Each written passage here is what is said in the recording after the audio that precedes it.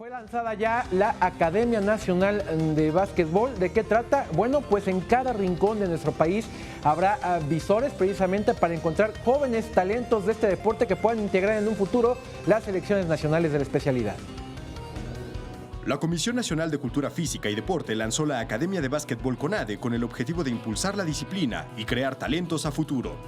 La idea es buscar a 50 jóvenes de la rama varonil que tengan las condiciones para competir en torneos nacionales e internacionales. Este proyecto convoca a jóvenes de las categorías sub-15, sub-16, sub-17 y sub-18 que cuenten con el talento físico y tengan el interés de representar a México. El reclutamiento se llevará a cabo mediante una plataforma en las redes sociales de CONADE, en donde la dirección técnica de los 12 guerreros valorará los videos publicados y escogerá a los más aptos. Las pruebas se realizarán el 20 y 21 de mayo, en donde los deportistas podrán demostrar sus talentos en las duelas. Esta convocatoria es a nivel nacional. Orlando Abad, 21 Noticias.